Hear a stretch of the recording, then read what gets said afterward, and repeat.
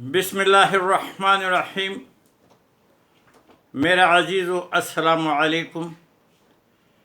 عربی زبان کا ایک مشہور مقولہ ہے، الاستقامہ فوق الکرامہ۔ عربی جو ہے بہت فصیح بڑی زبان ہے اور اس کے بہت سے معنی ہو سکتے ہیں، مگر سادہ معنی اس کو بہت آسان ہے، جو ہم اردو میں کہتے ہیں کہ استقامت، فلانا جو ہے یہ کام کرے، پھر استقامت اس پہ اللہ سے مانگو۔ اور فوق مطلب اوپر، یعنی بلند، اونچا مقام۔ کرامت، آپ کرامت بھی جانتے ہیں، کرامت وہ اس کام کے کہتے ہیں جو عزت والا ہو، اور یہ جو بزرگ لوگ جو ہے اس کی کرامت یہ ہے تو عزت والا کام ہوتی ہے۔ مقصد اس کا یہ ہے کہ اگر کوئی کسی چیز پر کوئی کام کرے اور اس پہ ڈٹ جائے اور وہ آخرت تک ڈٹا رہے اور وہ بات حق والا ہو، تو یہ کرامت سے بھی اونچا ہے، اللہ تعالیٰ اس کو ضرور کامیابی نصیب فرمائیں گے۔ جتنے انبیاء علیہ الصلوۃ والسلام دنیا میں تشریف لائے ہیں اور ان کے ساتھی بھی ان کے ساتھ تھے، تو وہ چونکہ حق پر تھے تو وہ اللہ سے استقامت مانگتے تھے اور وہ ڈٹ گئے اپنی بات پہ۔ جتنی بھی ان کی مخالفت ہوتی رہی، انہیں کبھی ان کو توجہ نہ دی، اور آخر میں اللہ کا جو وعدہ تھا وہ پورا ہو جاتا تھا۔ جاء الحق وزهق الباطل ان الباطل کان زہوقا۔ بس حق آ گیا، باطل مٹ گیا، اور بے شک باطل مٹنے والی چیز ہے۔ جیسے اللہ نے فرمایا، جتنے نبی تھے ان کو اللہ نے قرآن میں فرمایا، وَإِذَا عَزَمْتَ فَتَوَكَّلْ عَلَى اللَّهِ۔ جب تم کسی چیز کا عزم کرو تو اللہ سے استقامت مانگو اور اللہ سے توکل کر کے، یعنی اللہ پہ بھروسہ کر کے وہ کام کرو، اللہ آپ کو ضرور کامیابی دیں گے۔ اور جیسے فرماتے ہیں کہ جب آدمی فوت ہو جائے اور قبر میں دفناتے ہیں تو سب لوگ واپس جاتے ہیں، تو سنت طریقہ یہ ہے، علماء فرماتے ہیں کہ قبر کے ساتھ جو بہت قریبی رشتہ دار ہے وہ رہ جائیں، آدھا گھنٹہ 1 گھنٹہ تک وہ ادھر رہے، تلاوت قرآن کرتے رہے، اور جو مردہ ہے اس کے لیے استقامت کی دعا کرے، کیونکہ ابھی نکیرین آئیں گے، اللہ اس کو استقامت نصیب کریں اور تاکہ ان کو صحیح جواب دے سکے۔ یہ سنت طریقہ ہے۔ تو جب ہم نے یہ پاکستان دیکھا اور جو ڈٹ کے اس کی آزادی کے لیے کھڑے ہو گئے، اللہ نے ان کو پاکستان دے دیا۔ پھر ہم نے دیکھا کہ ہمارے سامنے سب کچھ ہوتا رہا، یہ گورنمنٹ جو تھی جس کی ہوتی تھی، اور اس کو نکال دیتے تھے تو اس کے ساتھ ڈیل کرتے، اور وہ فوراً انگلینڈ، دبئی، سعودیہ چلے جاتے۔ جب وہ لوگ دیکھتے جو ان کے پیروکار تھے کہ بھئی جو مزے اڑاتے تھے، جہازوں میں پھرتے تھے، 5 سٹار 7 سٹار ہوٹل میں رہتے تھے، وزیر اعظم کی پروٹوکول ان کو ملتا تھا، تو پھر جب وہ وہاں چلے گئے، وہ جان بچا کے بھاگ گئے، تو ان کو کیا تکلیف تھی جو پیچھے رہ گئے؟ تو وہ سارا نظام گڑبڑ ہو کے ختم ہو کے وہ چلے جاتے، مگر ایک آدمی جو ہے وہ ڈٹ کے رہ گیا۔ وہ کیوں؟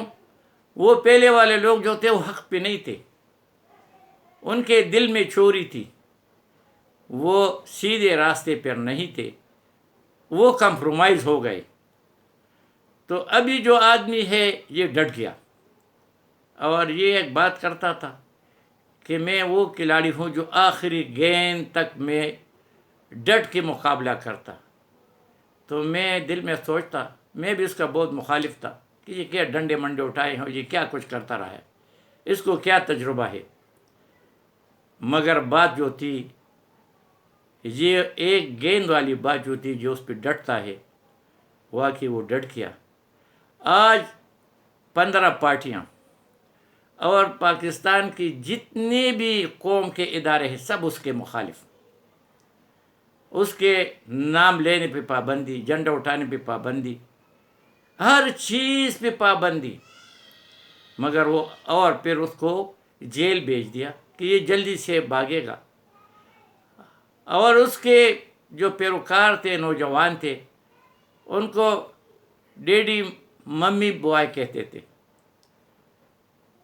اور پھر اللہ نے کیا کہ وہ خود ڈٹ گیا تو لوگ بھی اس کے ساتھ ڈٹ گئے، اور جب تک یہ ڈٹے گا یہ اللہ اس کو کامیاب کریں گے آخر دم تک۔ مگر اگر اس نے کسی وقت میں کوئی ڈیل کی بس پھر ناکام ہوگا اور سارے لوگ تتر بتر ہو جائیں گے۔ یہ دنیا کا ترتیب ہے، اور اس ترتیب پر اگر کوئی چلے گا تو اللہ تعالیٰ جو ہے ان کو کامیابی دے دیتے ہیں۔ اگر اللہ کی ترتیب پر کوئی نہیں چلتا اور وہ پیٹھ دکھا کے بھاگے گا تو پھر وہ ہمیشہ کے لیے ناکام ہوگا۔ بہت بڑی جنگ تھی، مسلمان جو تھے بہت کم تھے، خالد بن ولید اس میں تھا، اور سامنے سے 30,000 فوج تھی، رومیوں کی سپر پاور تھا، اور مسلمانوں کی فوج جو تھی وہ بہت 5-6-7 ہزار تھی۔ تو انہوں نے آپس میں مشورہ کیا کہ بھائی وہ آمنے سامنے ہو گیا، اب کیا کریں گے؟ تو انہوں نے کہا کہ مدینہ شریف جو ہے میسج بھیجتے ہیں، عمر رضی کا زمانہ تھا کہ وہاں سے کوئی کمک آ جائے اور پھر ہم جو ہے اس میں جا کے یہ جنگ لڑیں۔ مگر خالد بن ولید نے وہ جو تھا بہت زبردست آدمی تھا، اس کو اللہ تعالیٰ نے ہمیشہ کامیابی دی۔ اگر وہ کفر میں تھا تو کامیاب ہوا، اور اگر اسلام میں آئے تو پھر بھی کامیاب ہوا۔ تو اس نے کہا نہیں، مشورہ جب ہو رہا تھا اس نے کہا کہ نبی کریم صلی اللہ علیہ وسلم نے فرمایا کہ جو ذکر کرتا ہے وہ مثال اس کی زندہ جیسی ہے، اور جو ذکر نہیں کرتا اس کی مثال جو ہے مردہ جیسی ہے۔ تو ہم مسلمان ہیں، اللہ کا ذکر کرتے ہیں تو ہم زندہ ہیں، اور جو کفار ہے بے شک 30,000 رہے وہ کافر ہے، وہ اللہ کا ذکر نہیں کرتے تو وہ مردہ ہیں۔ تو اگر میں اکیلے ہوں تو میں اکیلے بھی اس کے ساتھ کافی ہوں، کیونکہ میں زندہ ہوں۔ تو پھر اس نے کہا کہ ایسا کرے، مجھے 30 جو ہے گھڑ سوار دیے جائیں، بس 30، زیادہ نہیں، 30,000 کے سامنے 30۔ انہوں نے کہا کیا کہتے ہو؟ کہتے بس دے دو۔ اس کو 30 گھڑ سوار دیے گئے۔ تاریخ اس بات کی گواہ ہے۔ انہیں اس کو اسٹریٹجی یہ بنا دی کہ ہم ان کے صف میں، جب ان کو پتہ چلے گا تو ہم صف میں گھس جائیں گے، اور پھر بیک ٹو بیک گھوڑے کو کھڑا کریں گے، بیک ٹو بیک یعنی دائرہ بنائیں گے، اور گھوڑوں کے بیک جو ہے وہ بیک ہوگا اور منہ جو ان کی طرف ہوگا، اور بس ہم لڑیں گے بس موت تک۔ سب نے کہا کہ ہم مر کے واپس نہیں آئیں گے۔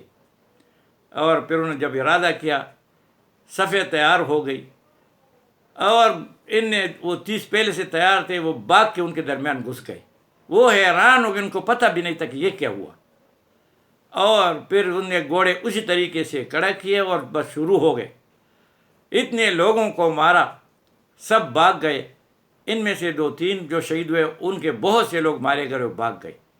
یہ ہوتا ہے استقامت، اور استقامت اللہ سے مانگنے والی چیز ہے، یہ اللہ دیتے ہیں، اور ہمیشہ حق کے ساتھ ہوتا ہے، ناحق کے ساتھ استقامت نہیں ہوتی۔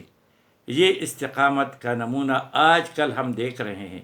آپ سوچیں ذرا، آپ لوگ نے ان کو توڑنے کی کوشش کی کہ کس طریقے سے اس کو توڑا جائے۔ جتنے حربے تھے، جتنے بھی حربے تھے وہ استعمال ہوئے، کہ کوئی حربہ ایسا نہیں چھوڑا۔ توشہ خانہ، فلانا خانہ، کس کو پتہ؟ کوئی بچہ نہیں، سب جانتے ہیں۔ ایک ادھر ایک گڑی ہے، وہاں 100 کے حساب میں گڑی کیا کہ گاڑیاں چلی گئی۔ پھر کہ جی اس پہ دیکھو خانہ کعبے کا تصویر لگا تھا، کتنی ظلم کی بات ہے۔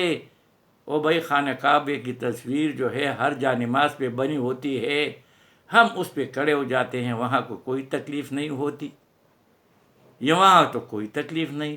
تو باقی اگر گھروں میں ہمارے خانہ کعبے کی جو ہے تصویریں ہم نے لگائی ہر جگہ ہے، اس کی کوئی قدر کرتے کوئی بھی نہیں۔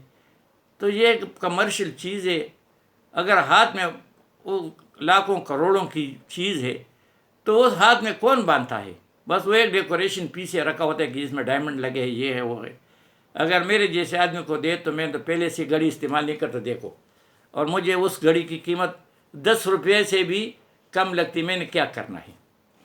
تو بس بھائی، جب تک اللہ آدمی حق پہ کھڑا ہو، استقامت کی دعا مانگے، کوئی بھی کام ہو، انشاءاللہ اللہ تعالیٰ ذمہ واری لیتے کہ میں اس کو کامیاب کروں گا۔ وما علینا الا البلاغ۔